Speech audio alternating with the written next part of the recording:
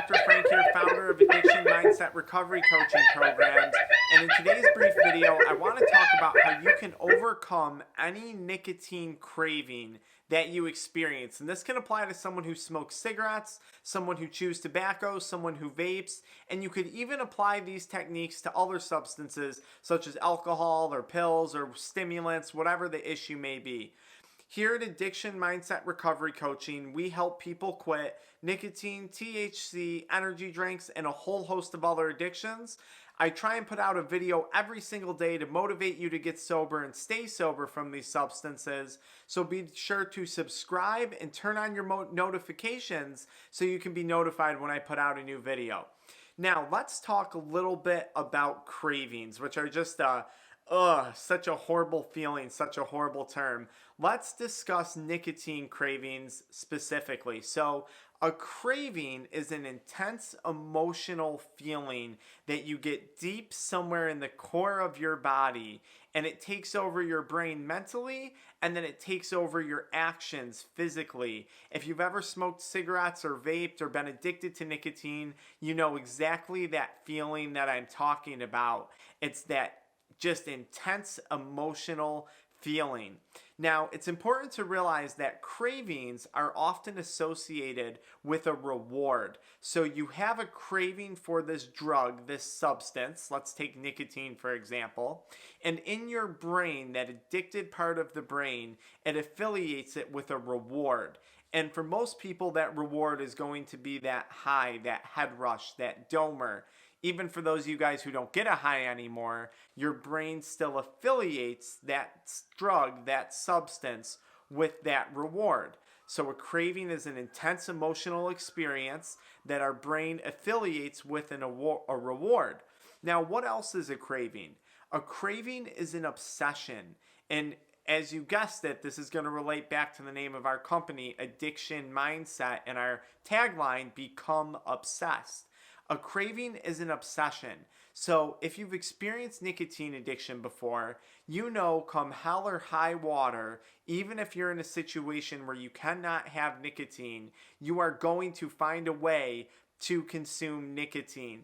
If you're younger and you're watching this video and your parents don't want you vaping or smoking, hell or high water, you're going to find a way to do it. Your teachers, your school doesn't want you doing it. Hell or high water, you're going to find a way to do it. If you're a grown adult watching this video, there you are at work, you're going to find a way to get on that cigarette break or that vape break. You're going to go for a ride in your car. You're going to call off sick for the afternoon. Whatever it is, you obsess over nicotine because of the sensations created by a craving.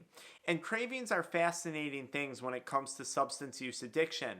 That craving, that intense focus that you have, that intense drive, that intense determination that you have towards getting nicotine or getting the drug into your system, you become willing to put off everything else in sight. You become willing to put off long-term goals when it comes to your health, long-term goals when it comes to your finances. You become very, very, very focused and very, very narrow-sighted on that craving and how you're going to satisfy it through the use of that substance or that drug. Now, taking those three things into consideration, the intense emotional feeling, the focus, the hyper focus, the obsession over the drug, and the expected reward, what I want you to do is reframe your mindset about nicotine or about substance use. And what do I mean by that? What if you saw nicotine for what it really is? And I want you to tell me what nicotine really is in the comments. What reward does nicotine actually give you in life?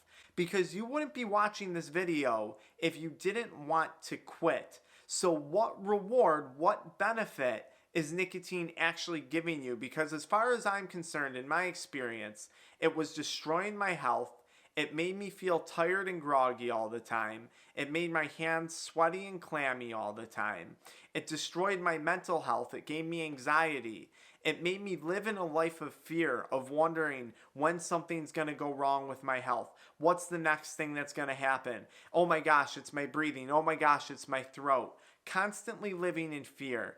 And nicotine allowed me to live in a comfort zone, a place of being complacent with my life. So I would be disappointed in something that occurred, and instead of trying to fix that occurrence or that problem, I would go find comfort in my nicotine addiction. There was truly not one benefit from nicotine addiction. And before you guys type in the comments, oh, the high that I get from nicotine, the dome or the head rush, that is the worst part of nicotine addiction, because the moment you wake up and you satisfy your brain with that dopamine release, with that high, your brain is going to start to take a back seat on chasing after other goals and other things that you want to achieve in life. You satisfy that high through drugs versus satisfying that high through your day-to-day goals and ambitions. And that high is the most dangerous thing about nicotine addiction. So now that I said that, what is the one benefit of nicotine? What is the reward that you actually feel you're getting? I think what you can start to realize, if you really think about the reward that you receive from vaping or smoking cigarettes or chewing tobacco, is the fact that there is no reward. It's an investment that destroys you. Nicotine, I've said this in many other videos, is a failing investment. It only destroys you, it doesn't build you up. So one, why are you craving something that doesn't actually have a reward? Are you doing it because that addictive voice in your brain is telling you to?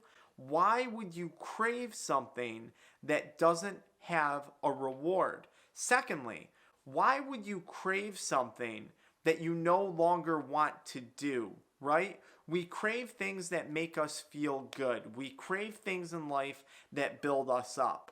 Why would you crave something that you want to stop doing? Because there's no worse feeling in the world than continuing to do something that you no longer want to do. A feeling that many people who struggle with substance abuse issues are very, very familiar with. Why would you crave something that you don't want to do anymore? Why would you crave something that offers you no reward? Now, a craving, as I describe, is an obsession. It's an energy. What if you could take that craving and refocus that obsession into something positive, something that's going to build you up instead of something that's going to tear you down? This could be exercise. This could be investing. This could be putting it into your relationships. This could be putting it into your future goals. Now you may say, Dr. Frank, but my future goals seem so distant, and this craving is going to satisfy me immediately.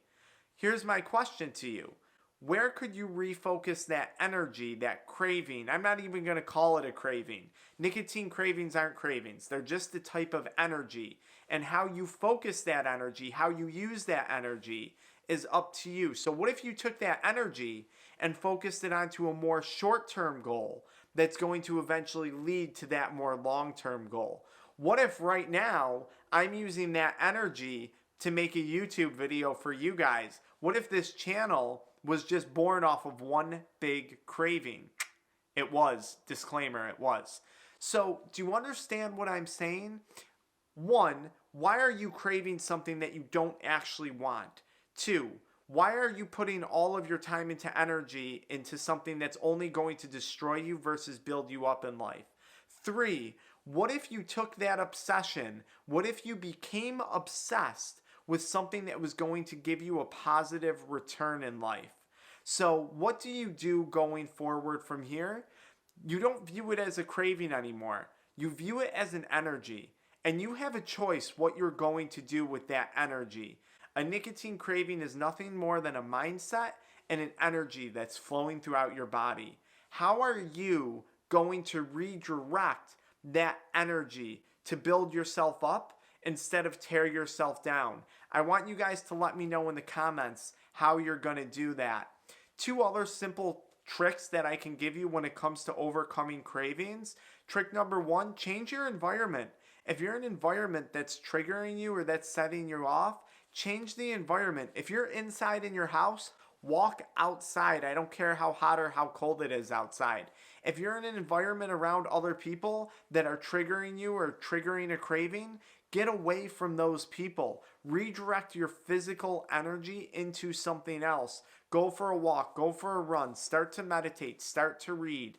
Distract yourself. Change your environment.